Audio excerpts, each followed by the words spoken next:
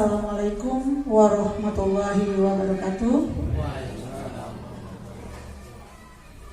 Yang terhormat Kepala Sekolah UPTD STF SDN Mangli 1 Kecamatan Pujan, Ibu Nur Aini SPD. Yang saya hormati desiminator kita Bapak Abdul Wafi SPD dan Bapak Ibu Guru SDN Mangli 1 yang saya cintai. Pertama-tama marilah kita panjatkan puja dan puji syukur kehadiran Allah Subhanahu wa taala karena berkat limpahan dan rahmatnya kita pada pagi hari ini diberikan kesehatan untuk menghadiri acara desiminasi budaya positif sekolah yang akan disampaikan oleh desiminator kita Bapak Abdul Wafi yang bertepatan pada tanggal 1 Februari 2023 di UPTD STF SDN Mangli 1 Kecamatan Pujan. Baiklah Bapak Ibu, sebelum acara ini dimulai, mari kita pimpin acara ini dengan pembacaan doa agar pelaksanaan desiminasi ini mendapat kebarakahan untuk kita semua.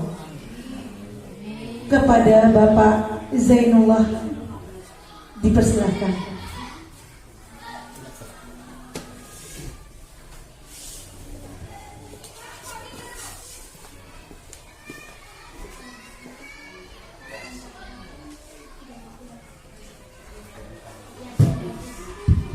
Bismillahirrahmanirrahim. Assalamualaikum warahmatullahi wabarakatuh. Sebelum acara kita mulai, mari kita menambah barokah dulu.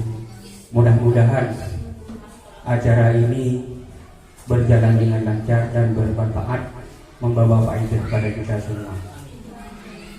Ala hadhihi niyah wa ala kulli niyatin shalihah. Al-Fatihah.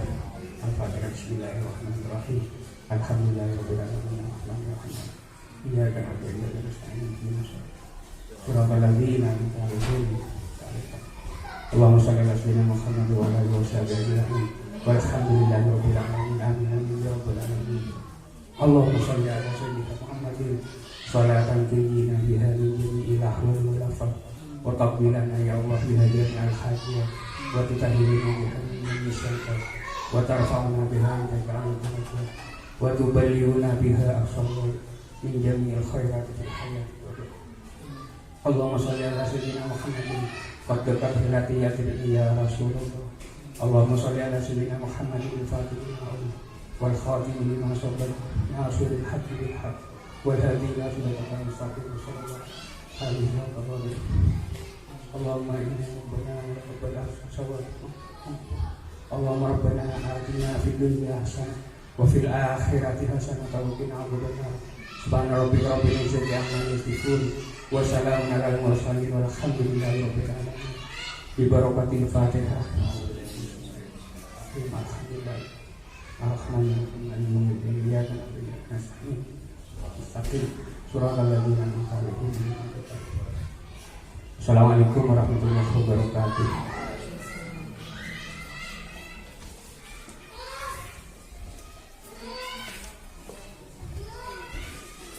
Baiklah Bapak Ibu, sebelum acara ini dimulai, saya akan membawakan pantun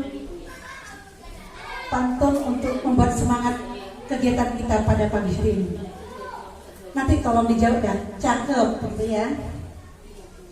Badan kekar, umurnya tua. Bawa pedang, bukanlah petani.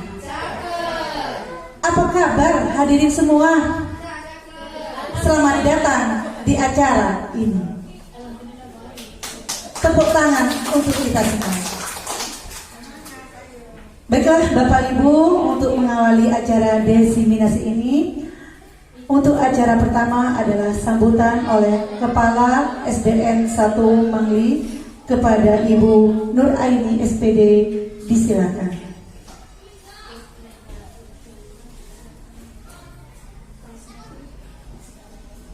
Bismillahirrahmanirrahim. Assalamualaikum warahmatullahi wabarakatuh. Kayaknya kurang semangat ini ya. Destinasi tadi sudah diberikan pantun ya, jawabannya cakep. Saya ulangi lagi. Assalamualaikum warahmatullahi wabarakatuh.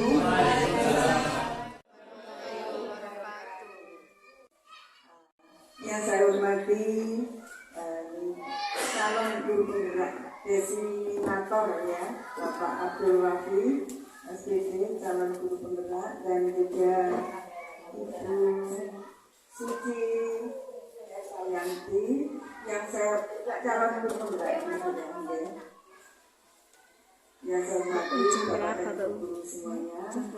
Alhamdulillah, puji syukur dari Allah Subhanahu wa Ta'ala karena limpahan rahmatnya hari ini kita semuanya bisa mengikuti acara designasi calon guru penggerak budaya positif di sekolah.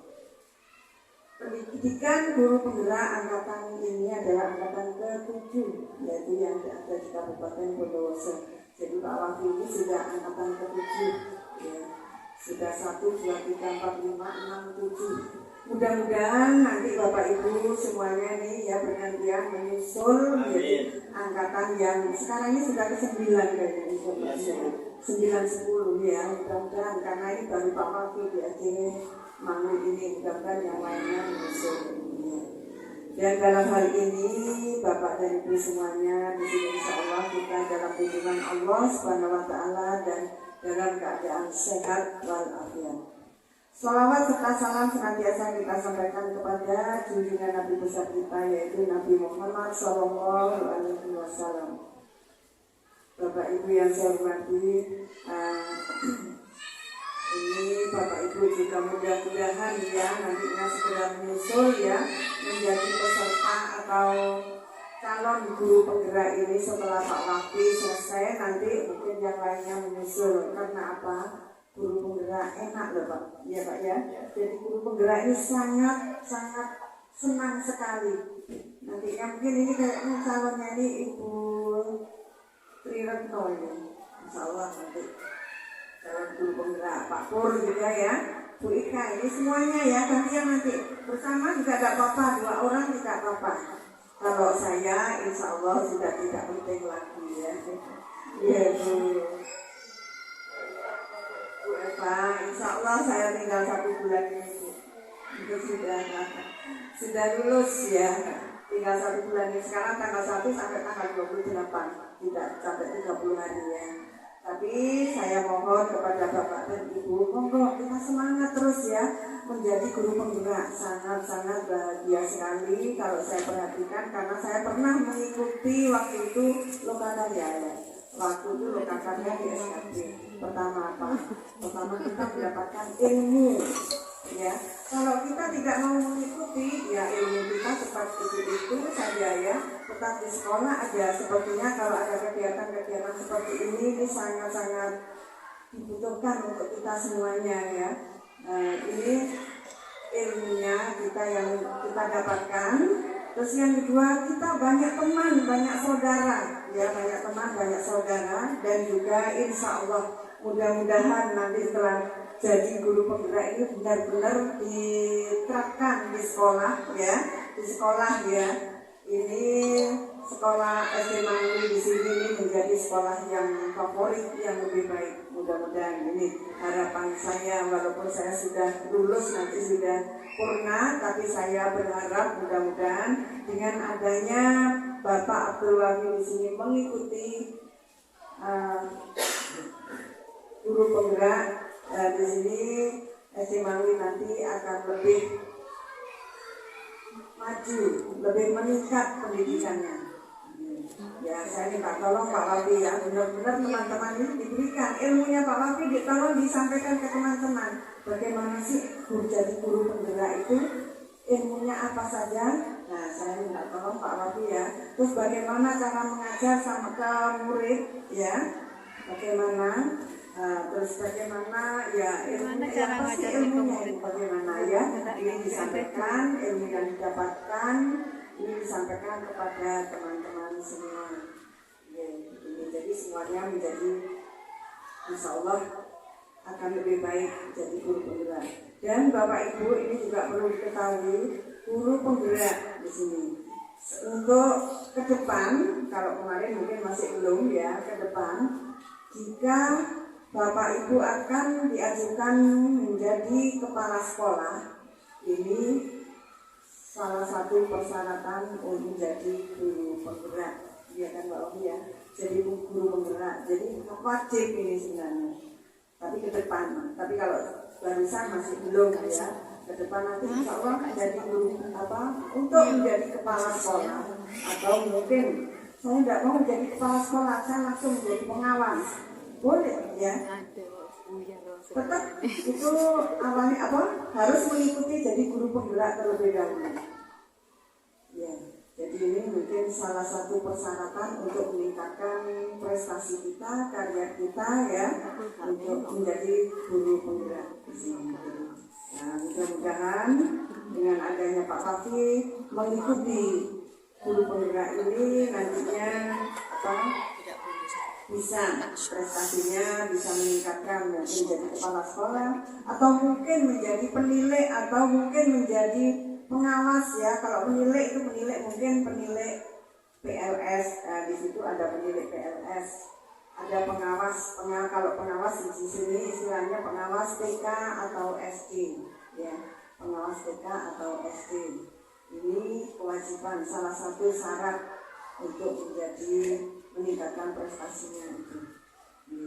Mudah-mudahan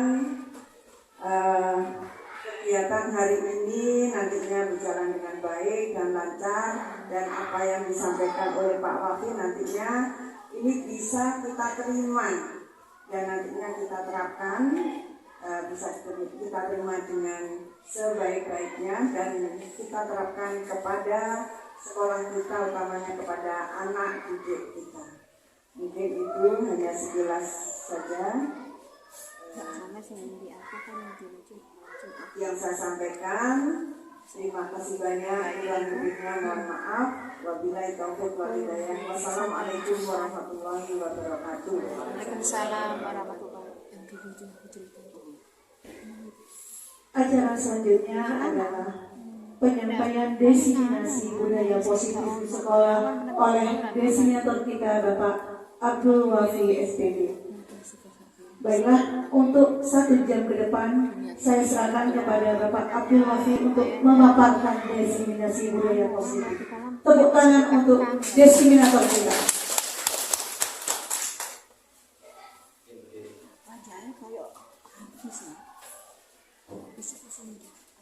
Assalamualaikum warahmatullahi wabarakatuh. Bismillahirrahmanirrahim. Alhamdulillahirabbil alamin wa bihi nasta'inu 'ala umuri dunya waddin. Wassalatu wassalamu 'ala asyrofil anbiya'i wal mursalin sayyidina Muhammad wa 'ala alihi washabbihi ajma'in. Amma ba'du. Yang saya hormati Kepala UPTD SPF SDN Mandi Ibu Haji Merayu. Yang saya hormati moderator kita Ibu Eva, Ibu Suci Eva Yanti SPD, serta rekan-rekan teman guru yang hebat SDN Mangli yang saya hormati. Pertama-tama marilah kita panjatkan puji syukur kita kehadirat Allah Subhanahu wa taala, yang mana pada pagi hari ini kita diberi kesempatan untuk menghadiri belajar bersama untuk meningkatkan pengetahuan kita untuk pengabdian kita di SDN Mandiri. Kedua kalinya sholawat serta salam semoga senantiasa tercurahkan kepada junjungan kita Nabi besar Muhammad SAW. Bapak guru hebat, sebelum saya mulai saya ingin semuanya bersemangat ya. Kita memikir otak dulu ya. Coba dimulai dari Ibu No ya, di belakang yang saya sebutkan tolong diucapkan ya, belakang. Saya ingin semua berucap ya, berurutan dimulai kelipatan 5, 10, 15, ke belakang Pak. Ya, 15, 25, 25, 40, 30, 35, 40, 45,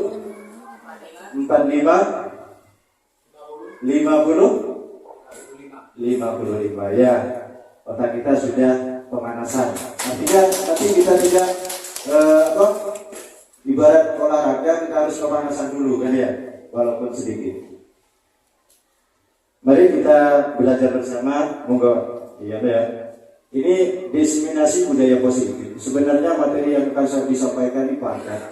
Saya mengikutinya itu selama 3 bulan ya untuk modul 1 ini. Dan hanya akan disampaikan 1 jam. Mungkin hanya sekilas-kilas. Kalau nanti ada yang tidak jelas bisa ditanyakan langsung kepada saya ketika selesai ada diseminasi ini. Silakan. Lanjut.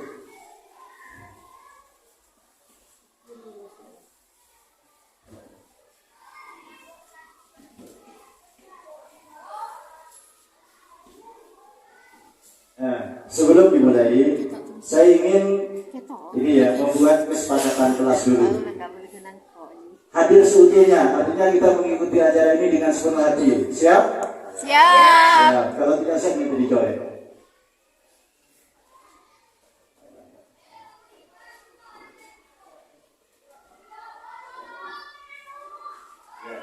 Kemudian bergantian ketika berbicara.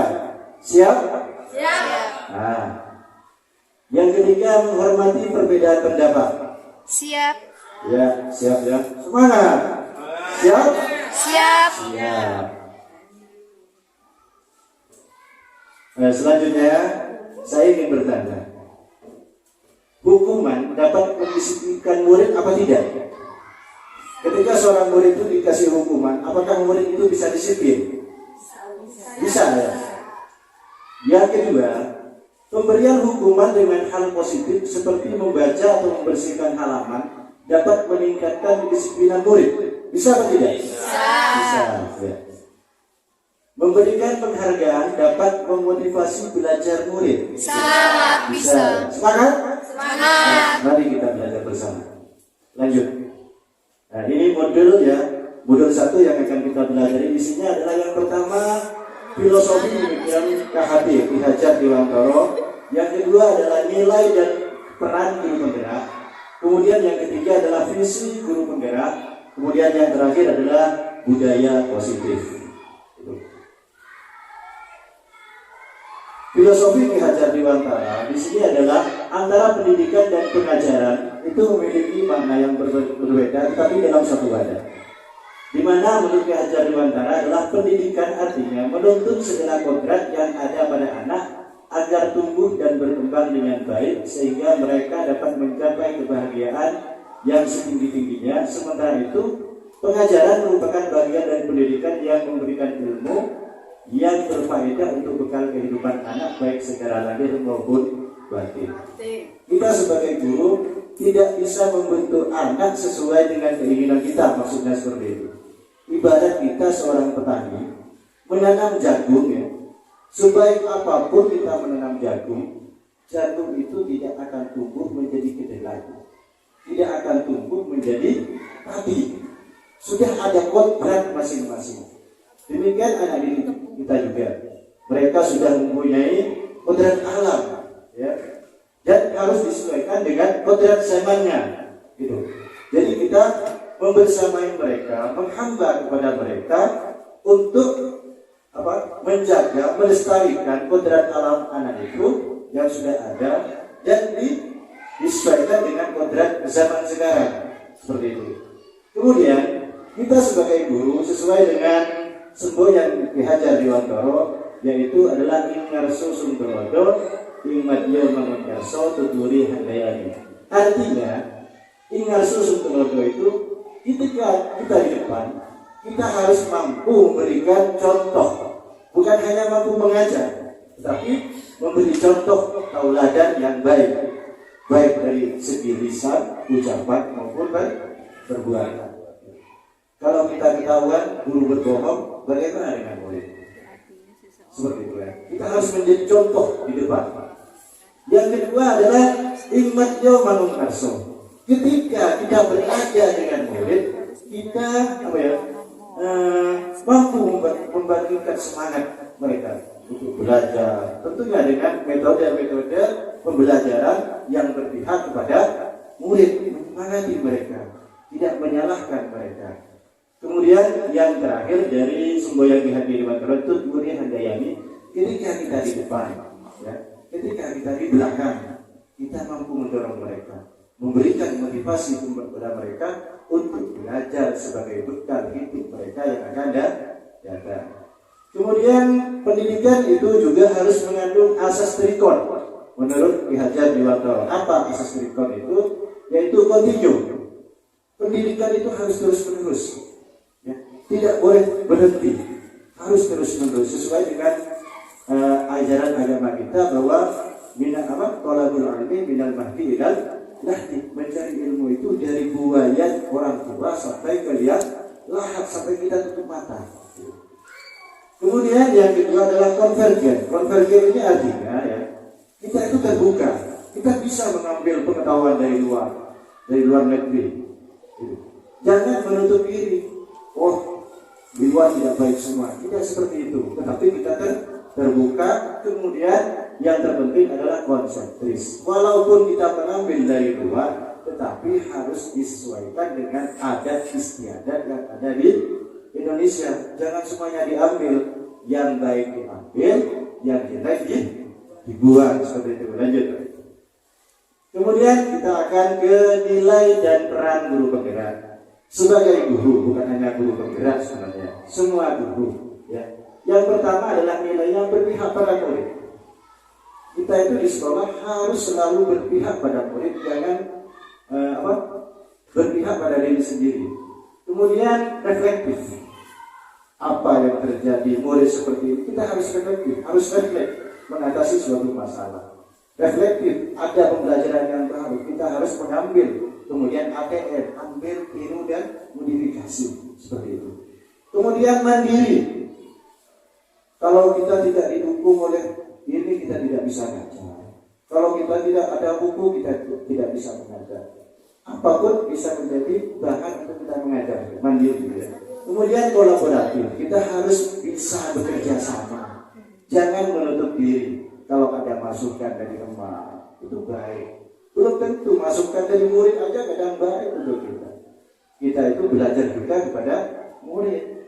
Kita harus kolaboratif, bekerja sama. Kalau ada kesalahan, bukan kesalahan. Kalau ada ketidakpahaman kita harus bertanya kepada teman-teman kita yang ada di sekolah, baik di SD maupun di tingkat KKG. Kemudian yang kelima, inovatif. Kita harus cerdas. Oh, ini bisa dikembangkan jadi metode media pembelajaran seperti itu ya.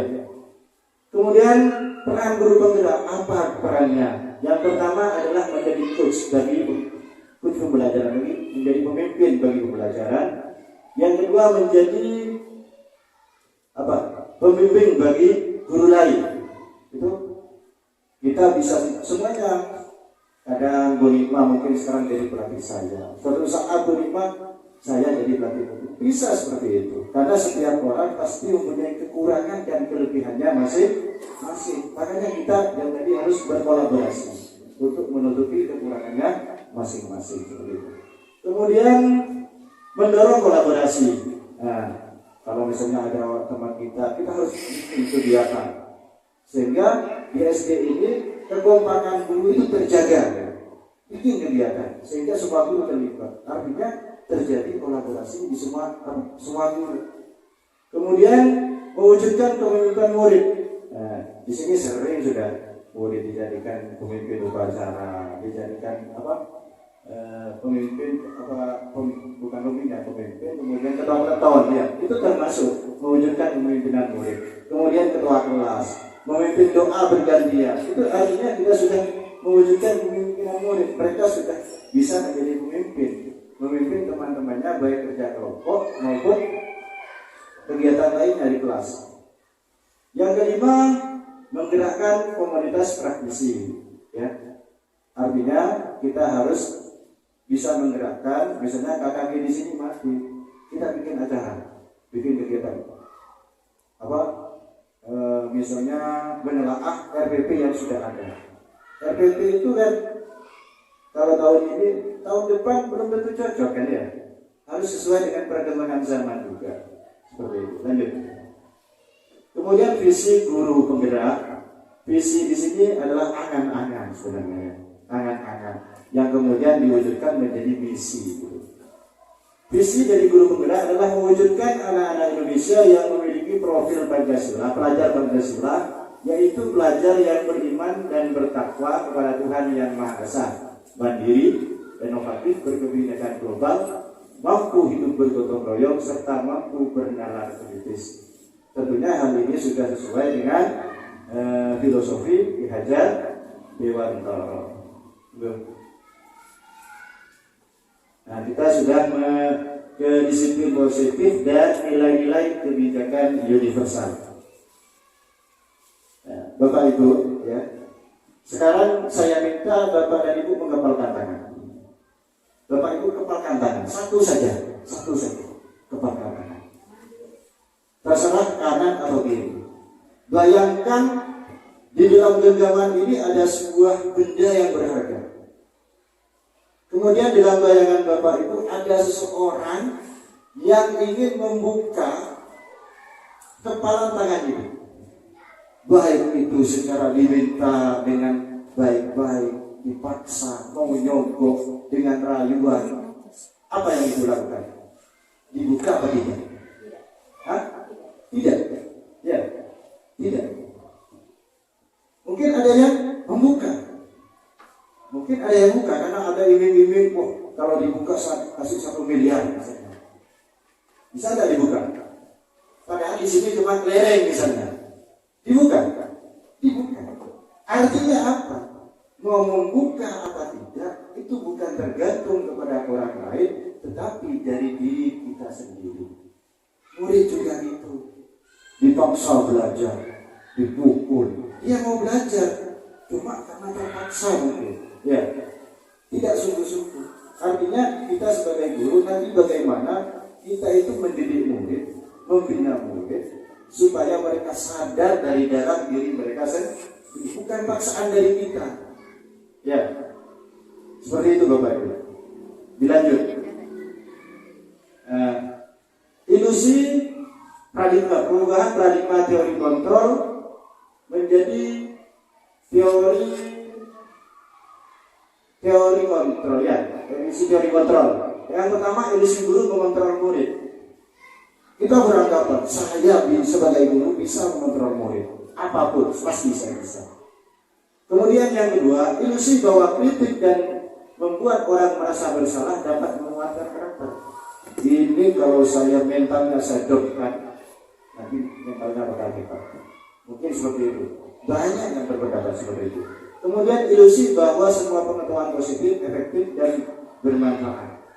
Pengetahuan itu baik semua, pasti bermanfaat semua. Itu ilusi.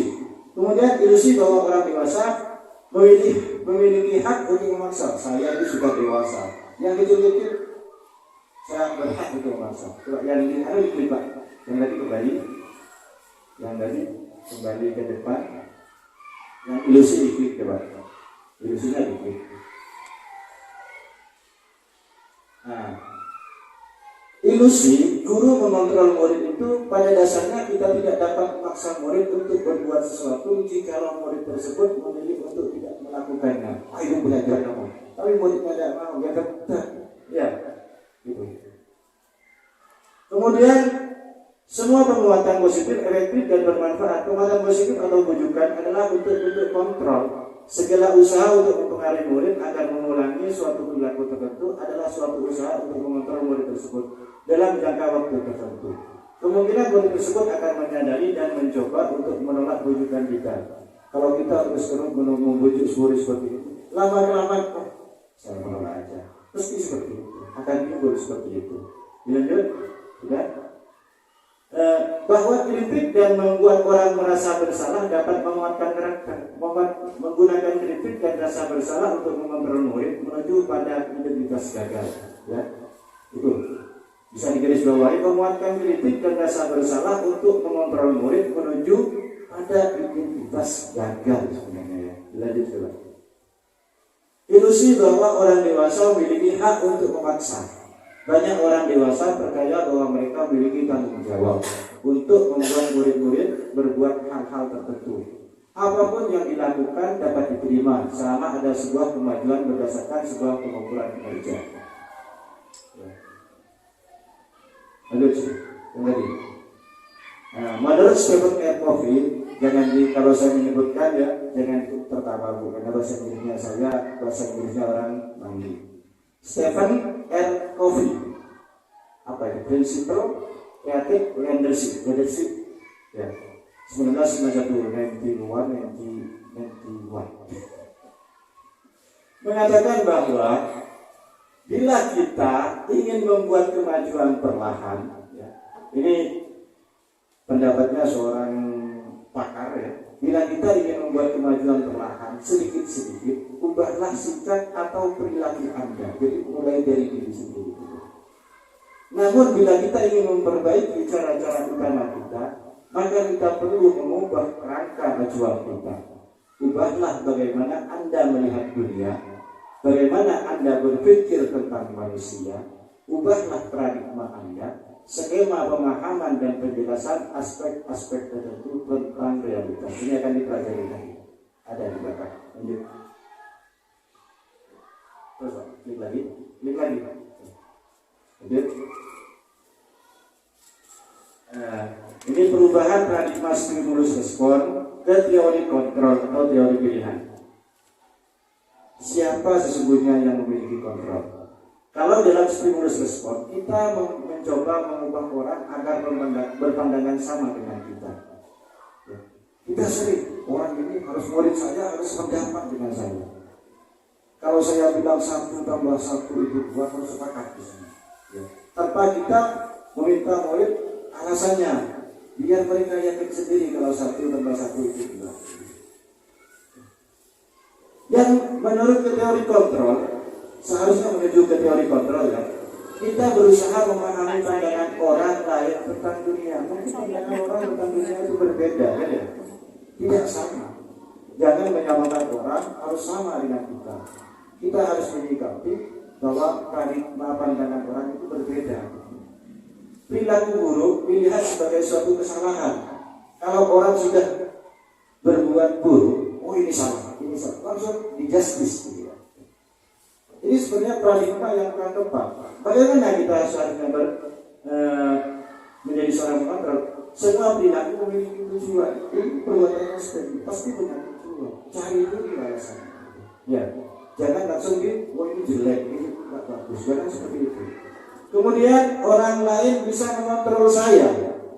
Oh, orang lain itu pasti bisa mengontrol saya. Ini persepsi yang salah sebenarnya. Kemudian hanya Anda yang bisa mengontrol Anda. Yang saya tadi bilang bahwa hanya kita yang bisa membuka walaupun bimbing satu saya tetap tidak mau. Dia tidak dibuka. Kemudian pemaksaan ada pada saat bujukan gagal. Jadi kalau saya mau membujuk murid saya untuk rajin sekolah harus sangat-sangat gitu. Kadang muncul kan pikiran seperti itu kan ya.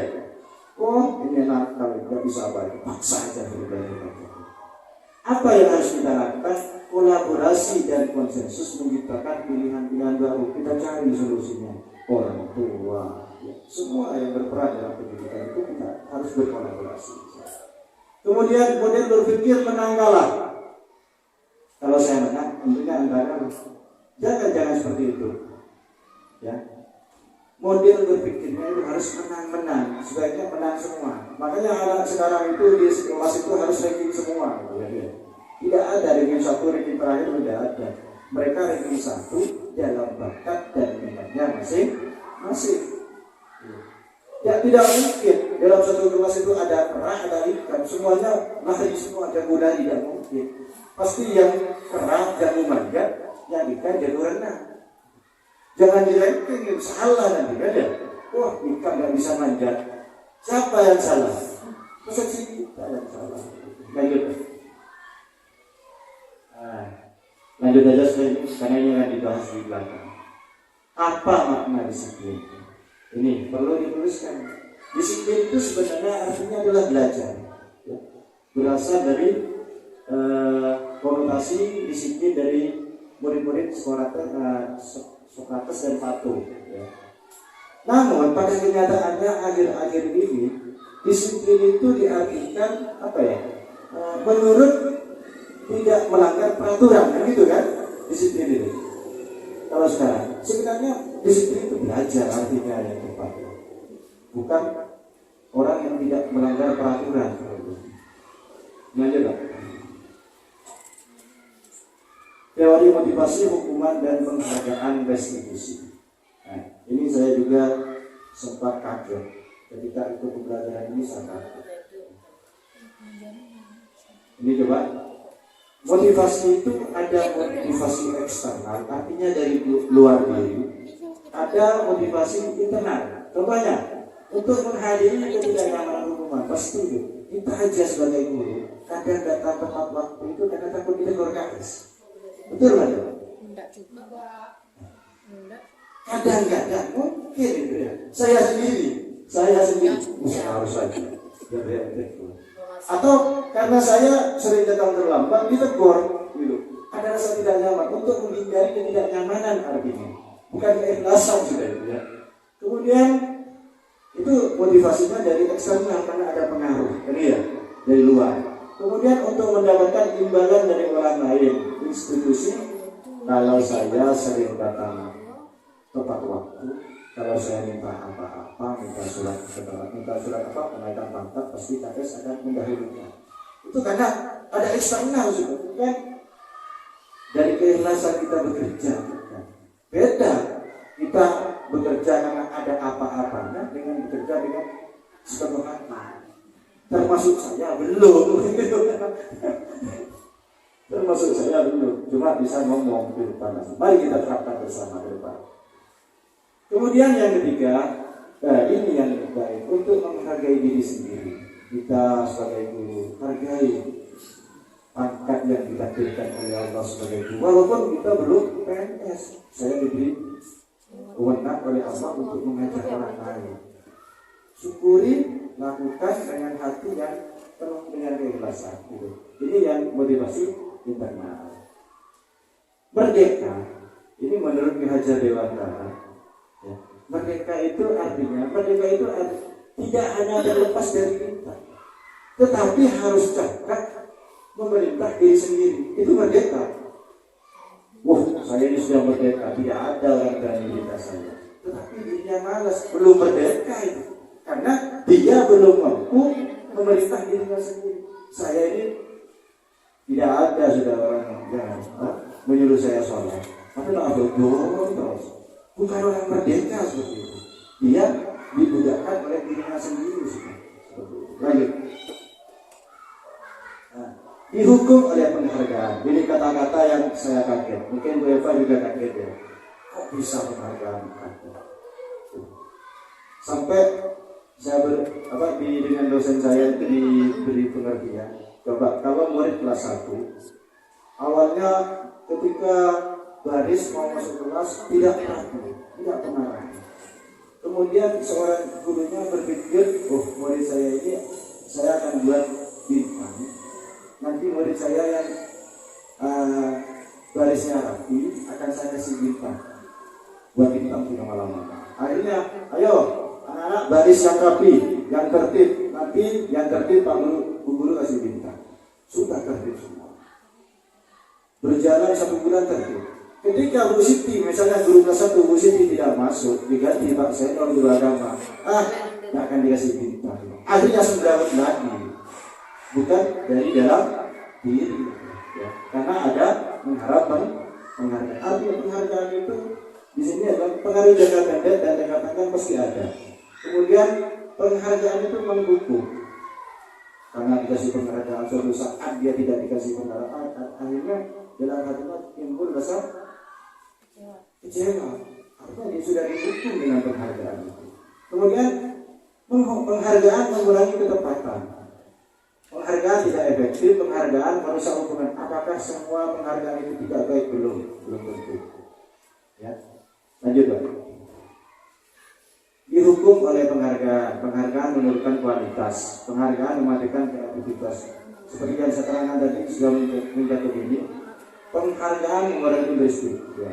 Ini kalau kita mau memberi penghargaan, anggap apresiasi. Misalnya anak ini juara lomba tingkat kabupaten, kita harus memperhatikan ini, beri pengakuan secara khusus.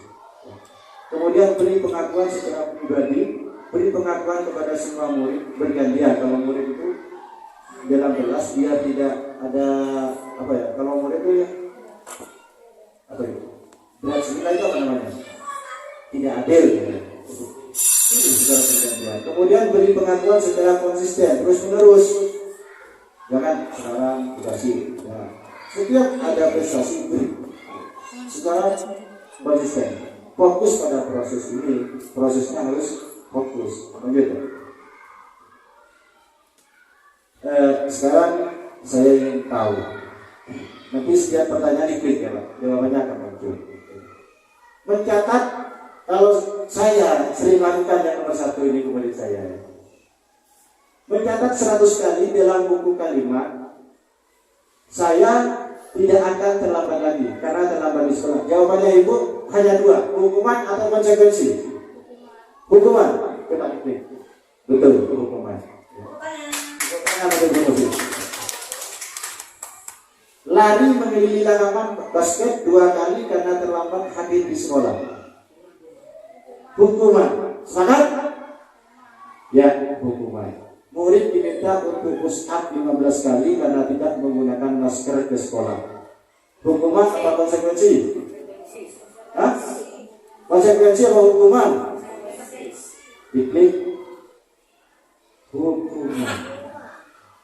Kemudian menggantikan kertas tugas teman yang telah dicoret-coret. Konsekuensi. Baru diklik konsekuensi. Membersihkan tumpahan air di meja tulis karena tersenggol pada saat belajar. Konsekuensi. Beda hukuman dengan konsekuensi ya. Murid disuruh untuk mengenakan sepatu seharian di sekolah karena tidak mengenakan sepatu hitam. Ini keliru ini. Murid disuruh melepas sepatu seharian karena tidak mengenakan sepatu hitam. Hukuman atau konsekuensi? Misalnya Senin kan harus sepatu hitam. Kamu melanggar, lepas sepatumu seharian. Hukuman apa konsekuensi? Hukuman. Ya. Kemudian lari mengelilingi lapangan basket 2 kali karena terlambat 10 menit untuk pelajaran video call. Ya. Video dilihat. Ya. Ya. Lanjut. Diklik lagi ya. Perbedaan hukuman dan konsekuensi. Ya. Kalau hukuman itu sesuatu yang menyakitkan harus terjadi. Jadi siswa itu orang yang dihukum itu pasti tersakiti. Gitu. Tetapi kalau konsekuensi sesuatu itu harus terjadi. Sebabnya, sebab dia menumpahkan air maka dia harus membersihkan atau mengganti air temannya, itu konsekuensi. Tidak harus menyakitkan. Kemudian membuat anak sakit fisik maupun hati untuk jangka waktu lama. Tapi kalau hukuman disuruh kaki sebelah seperti ini 1 jam, saya yakin hatinya anak itu akan berhenti. Betul baca. Kalau saya juga seperti itu, pasti ada tidak terimanya. Kemudian kalau konsekuensi, anak menghargai disiplin. Dia sudah sadar, saya seperti ini. Ini yang harus saya lakukan. Kemudian paksaan. Hukuman itu pasti sudah dipaksa. Ya ada anak suruh nulis 500 kali itu mau. Pak, saya karena sudah melanggar mau nulis, saya tidak mengulangi 500 kali. Ya ada. Pasti dipaksa. Kalau ada kerjakan ditambah 1000. Ya, saya lakukan. Kemudian mendorong anak menyakiti diri. Ya. Seharusnya mendorong anak, kalau konsekuensi mendorong anak agar mudah menyesuaikan diri. Kemudian hukuman konsep diri yang buruk, konsep diri yang baik dalam konsekuensi. Dengan kita coba. Ya. Terlalu banyak. Restitusi itu apa? Restitusi itu adalah proses menciptakan kondisi bagi murid untuk memperbaiki kesalahan mereka. Restitusi itu. Jadi bukan dipaksa, tetapi mereka memperbaiki kesalahan diri mereka sendiri. Bukan guru yang memperbaiki, tapi mereka memperbaiki dirinya sendiri. Sehingga mereka bisa kembali pada kelompok mereka dengan karakter yang lebih kuat. Restitusi juga merupakan proses kolaboratif yang mengajarkan murid untuk mencari solusi untuk masalah mereka dan untuk membantu murid berpikir tentang orang seperti apa yang mereka ingin menjadi tujuan murid dan bagaimana mereka harus memperlakukan orang lain. Ini bosan. Ini kalau kalimatnya kadang sedikit mengerti pakar itu. Ini ya perbedaan antara hukuman, konsekuensi dan restitusi. Yang lebih baik yang mana? Tentunya restitusi ya, yang harus dipilih. Bukan hukuman, bukan konsekuensi. Sesuatu yang menyakitkan harus terjadi, sesuatu harus terjadi. Kalau restitusi itu restitusi merupakan pilihan ya. Itu. Yang kedua, menguatkan untuk murid dan anak dalam jangka panjang. Murid belajar bertanggung jawab untuk perilakunya. Jadi kalau ada kesalahan dari murid, misalnya murid itu salah, sebenarnya itu harus dicari dulu, nanti di belakang ada. Kemudian jangan langsung kita kasih hukuman, tetapi prosesnya dengan cara restitusi. Begitu. Lanjut. Nah, ciri-ciri restitusi seperti ini. Kalau kita ingin melakukan restitusi itu harus meliputi 9 ini. Bukan untuk menebus kesalahan, namun untuk belajar dari kesalahan. Jadi anak itu diarahkan untuk belajar dari kesalahan mereka. Kemudian memperbaiki hubungan. Yang ketiga, tawaran bukan paksaan. Kalau kamu ini seperti tidak bisa seperti ini, itu ditawarkan bukan dipaksa. Kemudian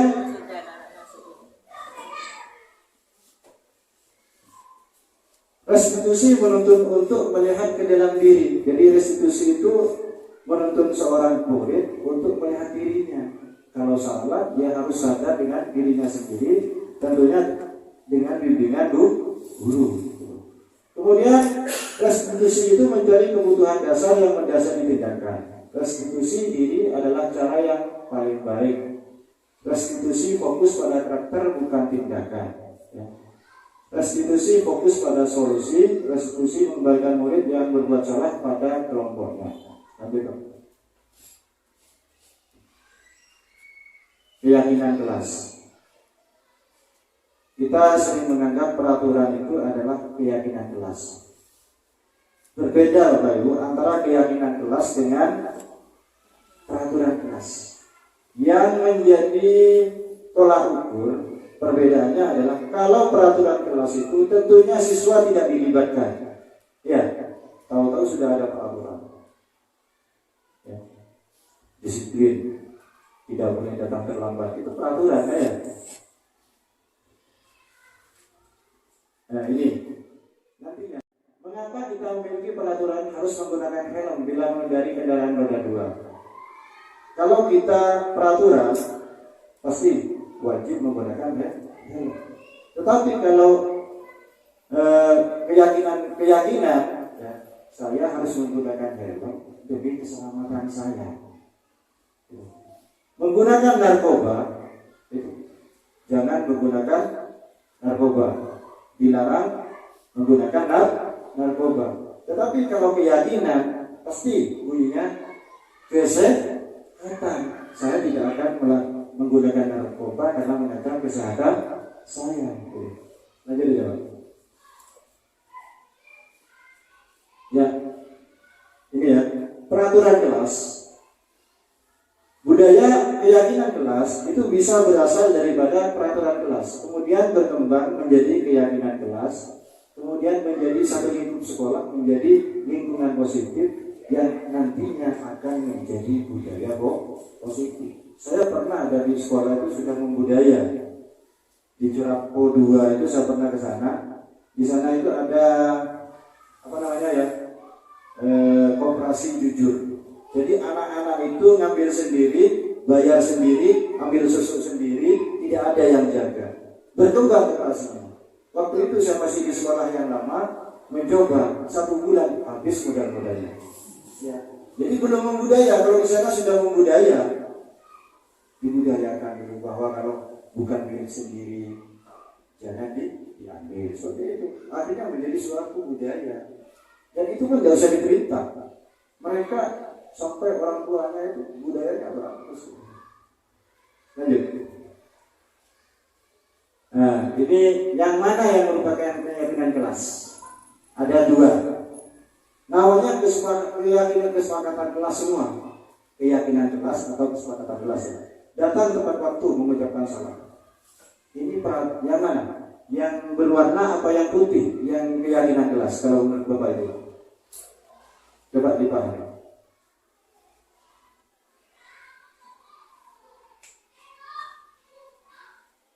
Datang tepat waktu mengucapkan salam. Kami guru dan murid saling menyayangi. Kalau sudah saling menyayangi, tidak usah kamu gampang harus salam, tidak pasti assalamualaikum. Karena saling, bahkan kalau datang dicium, pipi kalau bersama teman dicium, karena saling menyayangi ya. Sudah membudaya. Itu berbeda. Lanjut coba tampil begini hormat kamu. Terus, nah ini sudah ada jawabannya 1. Ya.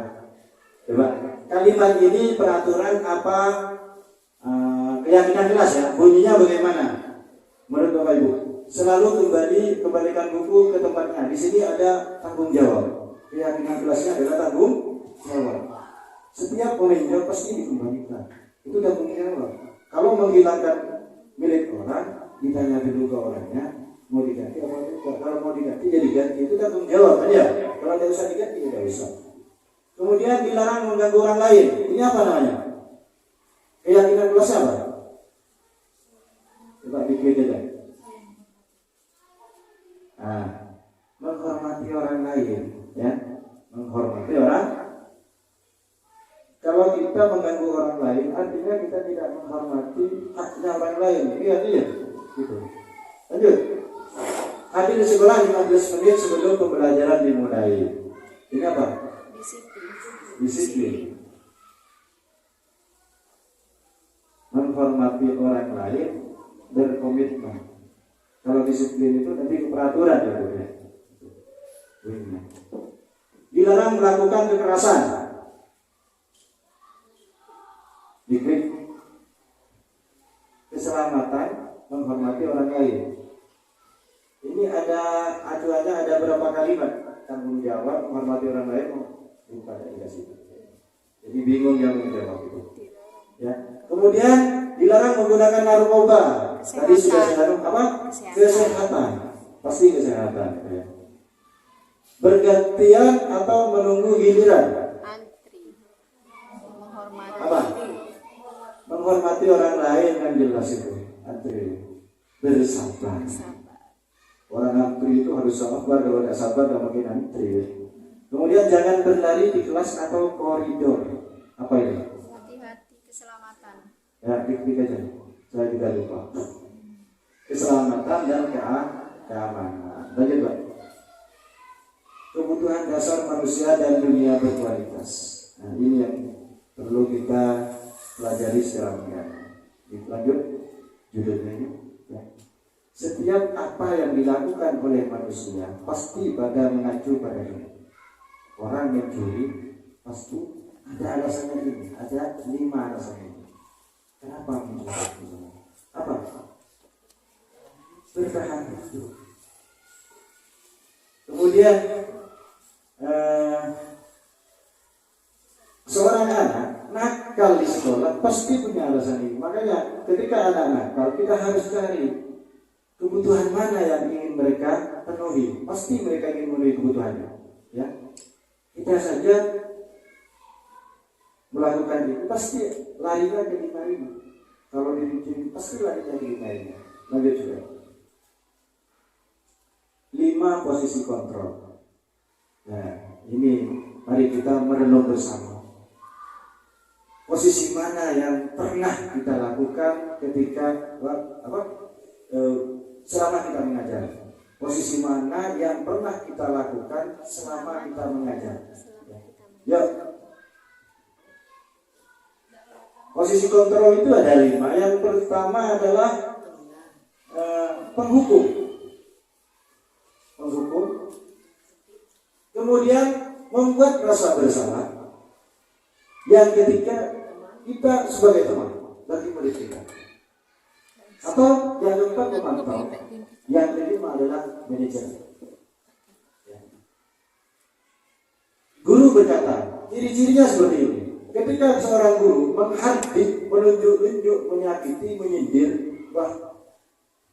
bisa dikatakan posisi guru itu adalah penghukum. Awas saja. Langsung boleh ya. Coret. Itu penghukum ya. Kalau membuat rasa bersalah, ini berceramah, nadanya agak pelan sudah, tidak seperti penghukum. Seharusnya ibu kecewa.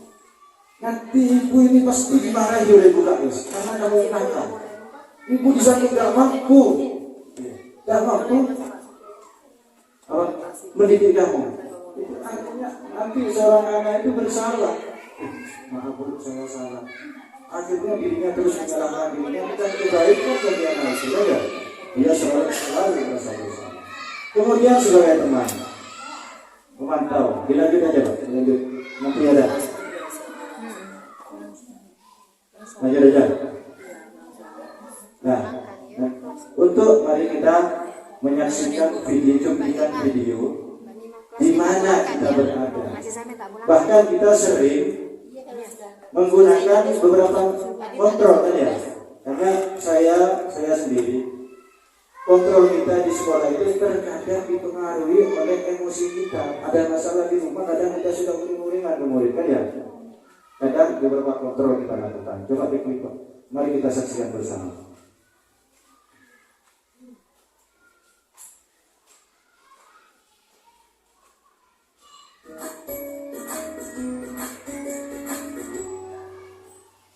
Salam bahagia Ibu dan Bapak Guru hebat. Dalam penerapan disiplin positif restitusi, salah satu program yang dikembangkan adalah 5 posisi kontrol.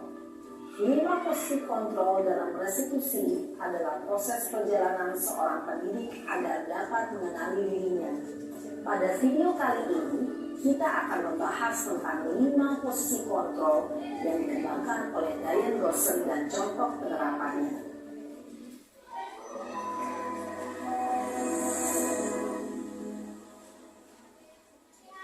5 posisi kontrol itu adalah 1. Posisi penghukum.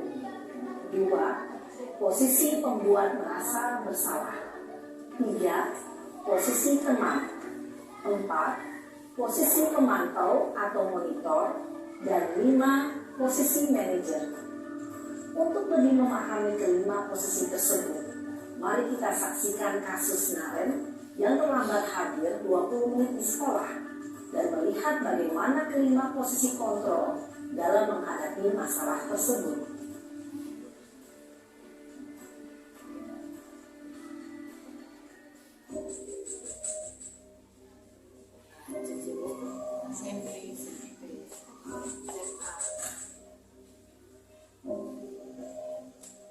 Naren,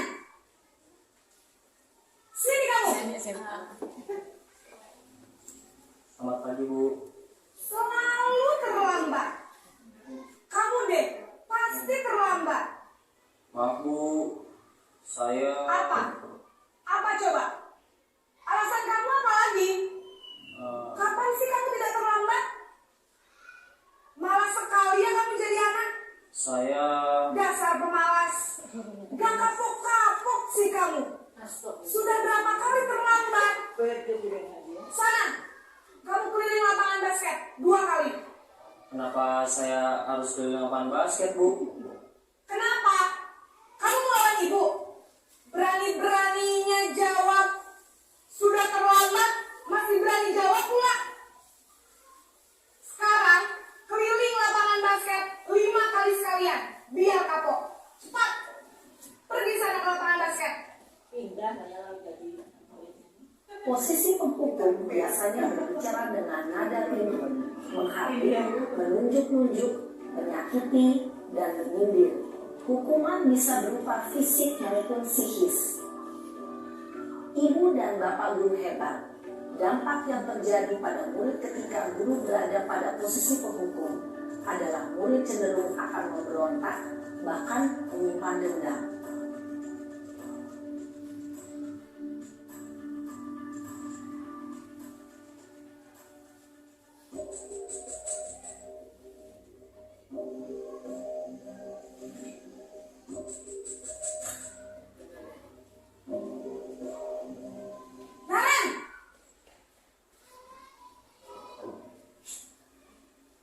Selamat pagi, Bu. Naren, kamu kenapa terlambat lagi, nak? Ya Tuhan, Naren, kamu senang ya bikin ibu susah ya? Kalau kamu terlambat lagi, nanti ibu yang ditegur bapak kepala sekolah, nak. Disangka ibu tidak bisa membina kamu. Duh, gimana ini? Maaf, Bu. Duh, Gusti Naren, kamu suka ya kalau ibu ditegur bapak kepala sekolah? Terus, sekarang ibu harus tulis apa ini di buku absen? Ini kamu sudah sering terlambat loh. Ibu harus apa coba? Maaf, Bu. Maaf sekali. Ya sudah, lain kali jangan bikin ibu susah lagi ya nak ya. Ibu tidak akan kuat lagi kalau kamu begini terus. Bisa jantungan kalau ibu tegur bapak kepala sekolah. Sana cepat ke kelas. Maaf ya, Bu. Maaf sekali. Posisi pembuat rasa bersalah berbicara dengan nada tenang, cenderung lembut. Namun kata-kata yang diutarakan membuat murid merasa menjadi orang yang gagal, memandang buruk dirinya sendiri, merasa tidak berharga, dan tidak sanggup membahagiakan orang lain. Ketika guru mengambil posisi pembuat rasa bersalah, murid akan menganggap dirinya yang bersalah dan ia akan menyimpan emosi negatif tersebut di dalam dirinya.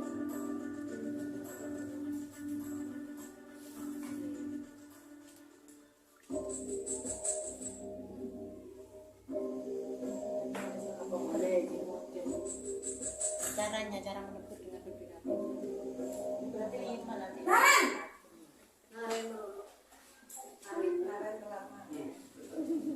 Selamat pagi, Bu.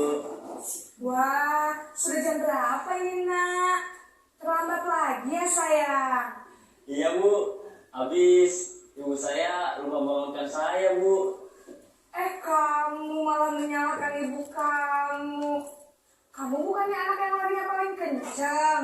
Kok terlambat sih? Iya, Bu. Saya memang terlambat bangun tadi. Jadi, biarpun saya lari kencang, tetap gak kekejar, Bu. Ya sudah sana. Nanti lain kali larinya lebih kencang lagi ya. Biar gak terlambat lagi. Bikin senang ibu.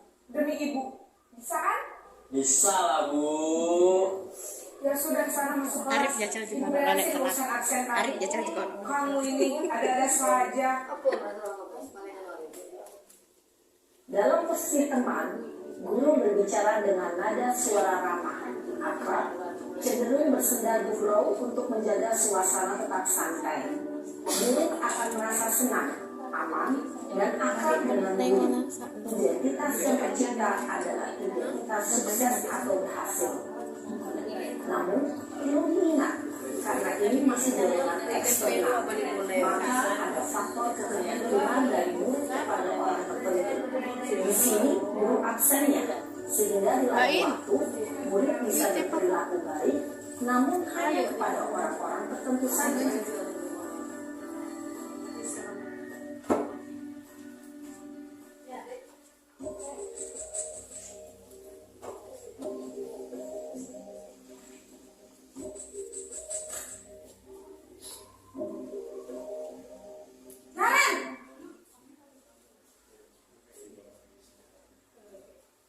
Selamat pagi, Bu. Naren, apa peraturan sekolah kita tentang jam berapa kita harus masuk sekolah, nak? Kita harus di sekolah jam 7, Bu. Iya betul, sekarang sudah jam 7.20. Naren sudah tahu konsekuensinya jika terlambat hadir. Paham, Bu. Saya harus tinggal kelas pas jam istirahat selama 20 menit. Iya benar, konsekuensinya demikian. Jadi nanti jam 9.30 pas istirahat, kamu harus tinggal di kelas, kerjakan tugas tambahan untuk ketertinggalan kamu, ya? Baik, Bu. Posisi pemantau mengandalkan penghitungan atau data untuk mengontrol murid. Guru mengarahkan murid berdasarkan peraturan dan konsekuensi. Seorang pemantau menunjukkan bahasa tubuh dan ekspresi wajah yang datar dan cenderung formal.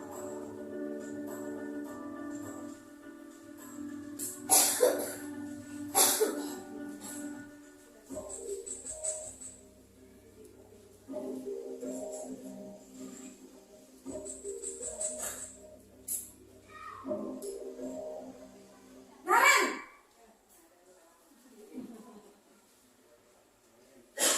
Selamat pagi, Bu. Selamat pagi Naren. Maaf, Bu. Saya terlambat. Iya, sekolah masuknya jam 7, sekarang sudah jam 7.20. Jadi sekarang bagaimana ini Naren? Maaf, Bu. Saya lupa setel alarm saya semalam. Baiklah, menurut kamu, keyakinan sekolah yang mana yang perlu kamu tingkatkan? Menghargai diri sendiri dan orang lain mungkin ya, Bu. Setuju. Jadi, apakah Naren meyakini prinsip saling menghormati tersebut? Iya, Bu. Saya meyakininya. Apakah Naren bersedia memperbaiki masalah keterlambatan ini? Bersedia, Bu. Bagaimana kamu akan perbaiki masalah keterlambatan ini? Saya akan coba untuk tidak lupa menyetel alarm saya, Bu. Baik, kalau Naren lupa menyetel alarm di rumah, ada orang yang kira-kira bisa bantu mengingatkan tidak? Ada, Bu. Kata saya, Kak Emma. Ada lagi selain Kak Emma? Selain Kak Emma, ada ibu saya. Baik, jadi yang mengingatkan Naren adalah Kak Emma dan ibu kamu ya? Kira-kira akan mulai setel alarm kapan nih Naren? Setelah pulang sekolah, akan segera saya lakukan. Baik, jadi Naren akan setel alarm untuk bangun besok pagi dan akan diingatkan oleh kakak dan ibunda Naren ya. Ada lagi yang mungkin perlu dilakukan Naren agar tidak terlambat bangun lagi? Tidak ada, Bu. Baik Naren, terima kasih untuk kerjasama kamu. Sekarang kamu perlu kembali ke kelas untuk belajar. Baik, Bu. Terima kasih. Posisi manajer adalah posisi kontrol yang disarankan untuk membimbing murid memiliki sikap disiplin yang positif, yaitu murid yang mandiri, bertanggung jawab, dan dapat memecahkan masalah. Tujuan dari posisi ini adalah agar murid dapat berefleksi atas tindakannya. Guru akan dengan tulus memberikan pertanyaan-pertanyaan bermakna, sehingga membuat murid dapat belajar dari kesalahannya dan mencari sebuah solusi untuk menyelesaikannya. Ibu dan bapak guru hebat, setelah mengamati adegan kelima posisi kontrol tadi, kira-kira posisi mana yang paling ideal? Posisi mana yang dapat menunjang motivasi intrinsik murid? Ya, tentu posisi manajer. Posisi ini memang posisi ideal yang ingin dituju setiap pendidik. Pada posisi inilah, guru dapat menerapkan disiplin positif yang berpihak pada murid, yang memerdekakan murid. Perjalanan seorang pendidik tentunya tidak mudah untuk sampai pada posisi seorang manajer. Namun, tujuan kita pasti, yaitu menciptakan murid-murid yang mandiri, merdeka, dan bertanggung jawab. Semoga penggambaran 5 posisi kontrol yang telah diperlihatkan ini dapat menjadi ajang refleksi bagi kita semua, agar dapat terus mengasah dan menerapkan disiplin positif yang memerdekakan murid. Mari terus berlatih dan bersemangat. Selamat menerapkan. Salam dan bahagia, Ibu dan Bapak Guru hebat.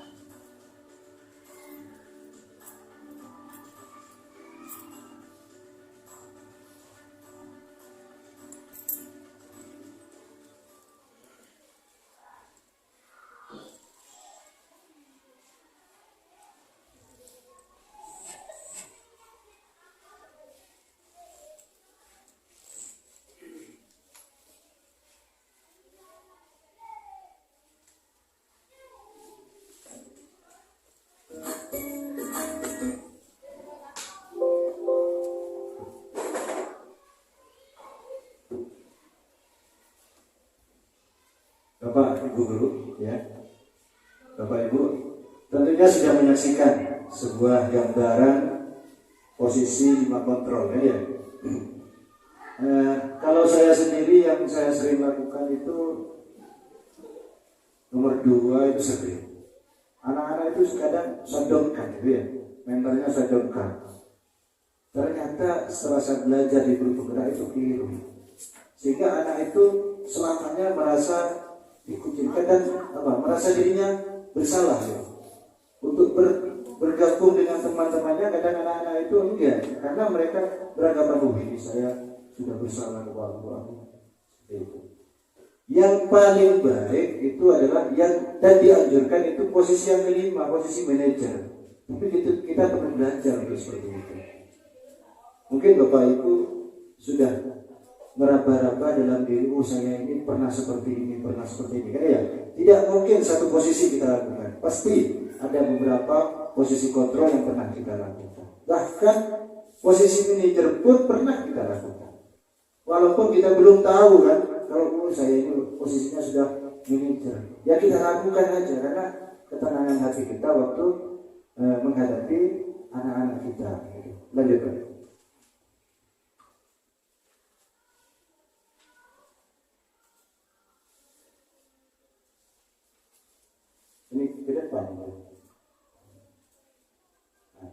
Sekarang kita ke segitiga restitusi. Kalau anak didik kita ada masalah, kita harus menggunakan ini, tahapan ini. Lanjut. Di tahapan pertama ada menstabilkan identitas. Ya. Kalau anak kita ada masalah, misalnya jarang masuk sekolah, kita harus telusuri, distabilkan dulu masalahnya itu. Ya. Kenapa kok tidak masuk? Dicari. Bahkan kalau perlu kita berkunjung ke rumah, kita tanya. Saya pernah punya murid waktu saya ngajar kelas 4 dulu, anaknya nakal, yang kembar itu almarhum sekarang, ya. Kalau di kelas itu sering mencuri. Pak Iqbal mungkin tahu, Ilham ya Pak, Iqbal apa Ilham itu.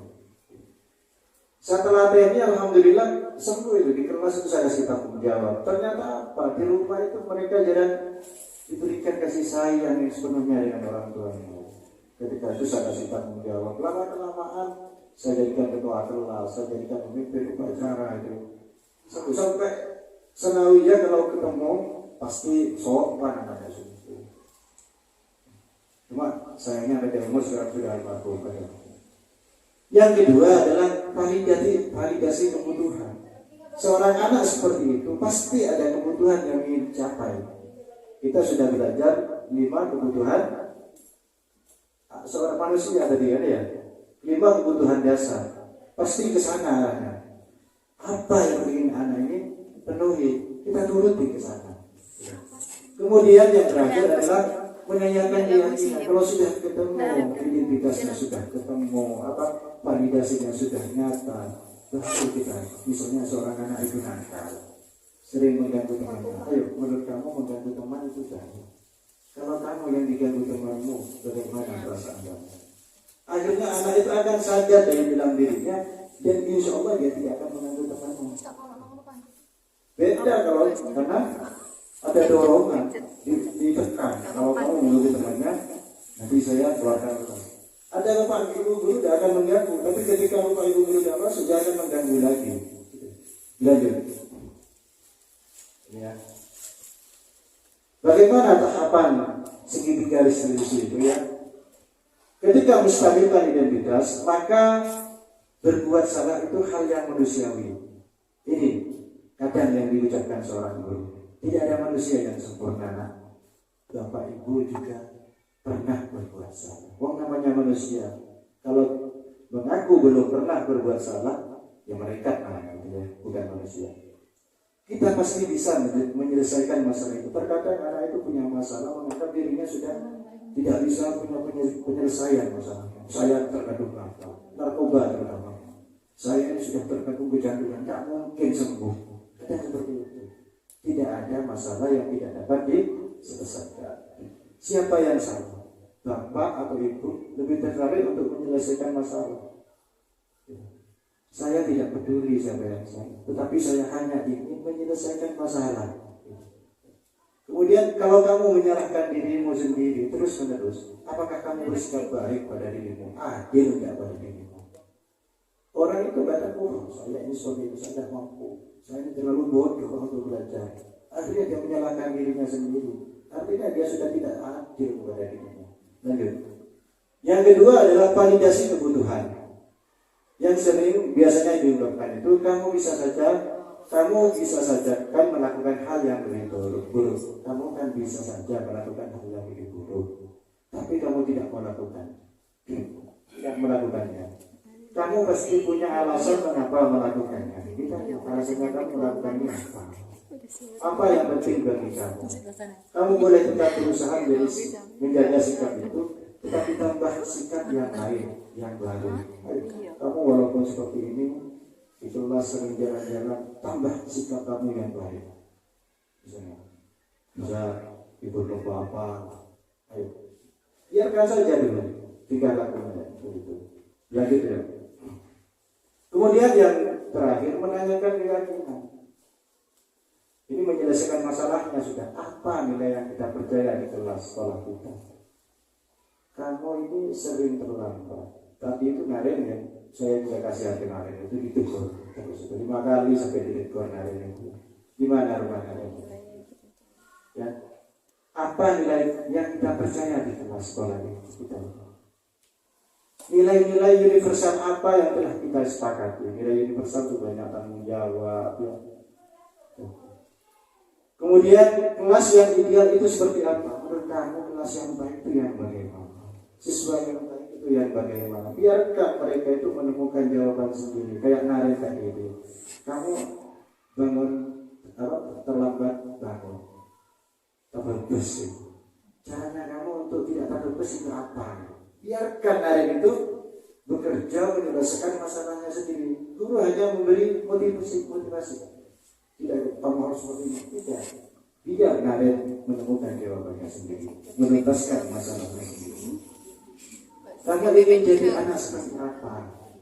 Kalau kamu seperti ini terus, yang kamu inginkan itu nanti kamu ingin seperti apa?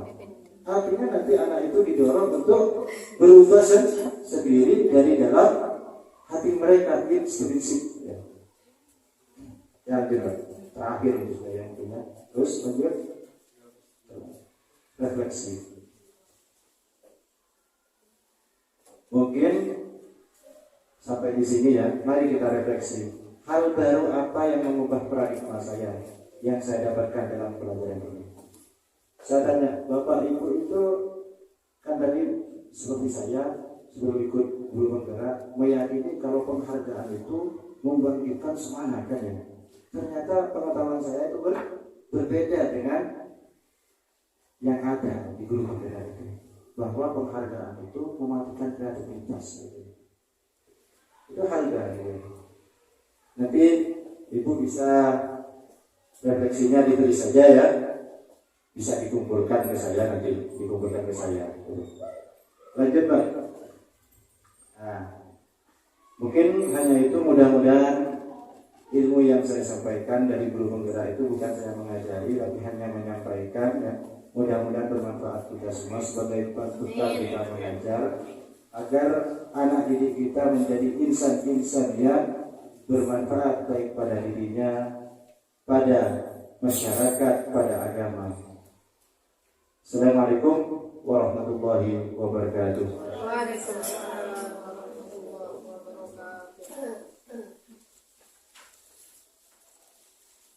Kita beri aplaus untuk singkatan kita pada pagi hari ini. Ya, itulah Bapak Ibu sekilas tentang apa yang ada di guru penggerak Destinasi Budaya Positif. Banyak ilmu yang kita peroleh dari apa yang telah kita paparkan tadi.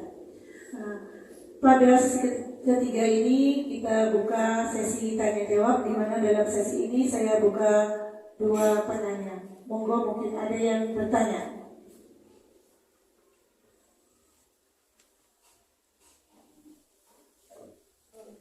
Berat, Mam?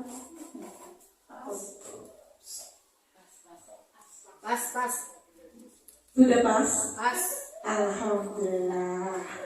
Ya, mudah-mudahan apa yang tadi disampaikan oleh Bapak Abdul Wafi dapat bermanfaat bagi kita semua. Kita dapat memupuk ya disiplin positif bagi anak-anak kita, karena nantinya dengan disiplin positif dapat menumbuhkan pelajar-pelajar yang berprofil Pancasila. Baiklah Bapak Ibu, kita tutup acara pada pagi hari ini dengan bacaan hamdalah bersama-sama. Alhamdulillahirobbilalamin. Tadi dibuka dengan pantun, sekarang saya tutup juga dengan pantun. Mohon maaf ini saya berpantun dengan bahasa Madura ya. Kecepot gula merah, salah lopot nyawa sekolah.